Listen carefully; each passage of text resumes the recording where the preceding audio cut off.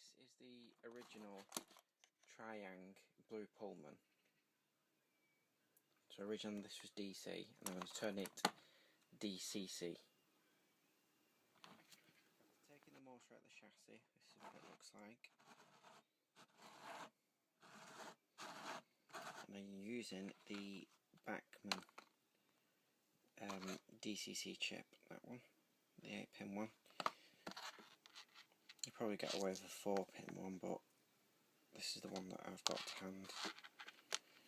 So basically on this, all we're going to need is the power coming from the rails to the chip and then to these two pickups, one on this side and one on that side. Now with, I'm not sure about the Hornby ones, but with the Bachmann ones, all you need is the orange wire, the red wire, the black wire and the grey wire. Whichever way you're looking at it, from that end or that end, the orange wire needs to connect to the motor, so that'll be this pickup here, and the red wire on the DCC chip needs to connect to the wheels on that side, the same as the pickup. And on this side, the grey is to the motor and the black is to the wheels. So don't need any of this here, so all that can be chopped off.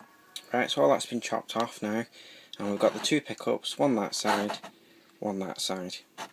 And the connection to the rails is this wire here, which connects to the wheels on this side, and then the wheels on this side get earthed through the chassis and come along this metal strip here. So I'm going to need to isolate this. Let's get this, you can see that.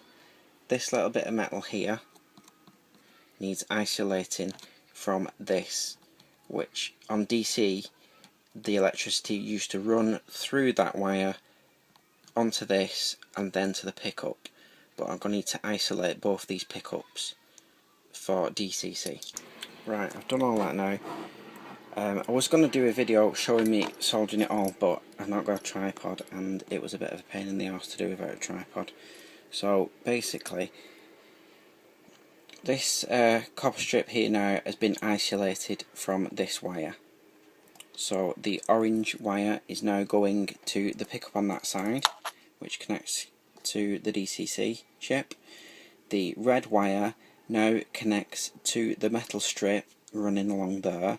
I've put a little bit of heat shrink along that wire to insulate it from the rest of everything else so it doesn't short out.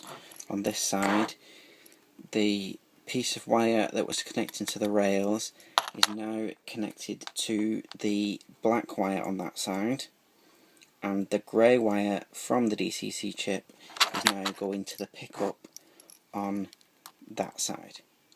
So basically, instead of, when you're changing over to DCC, instead of it going directly from the rails to the motor, it now goes from the rails to the chip to the motor.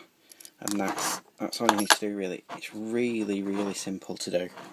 So I'm going to put it on the track and hopefully it should run. Right, so that's now on the track. It's set to number 3, which all new DCC chips are. So let's see if it goes. That's that way. Let's put it in reverse.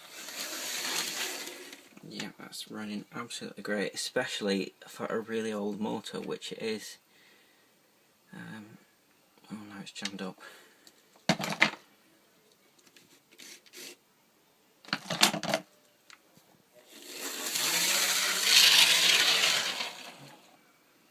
So that's running great now, so I just need to fix it back into the chassis, secure the DCC chip.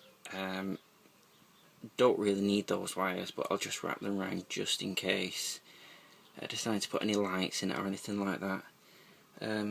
So I'll fasten that back in now. Right, so the chip's secured to the top of the chassis with a bit of insulation tape. That's all running nice.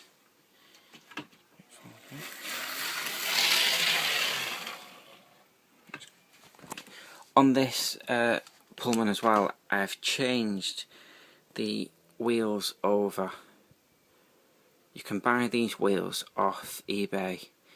I'm not sure what they're called, But basically, because these trains originally were made for the Triang track, Super 4 track, which this set of rails here is, but I've now got Hornby points underneath here.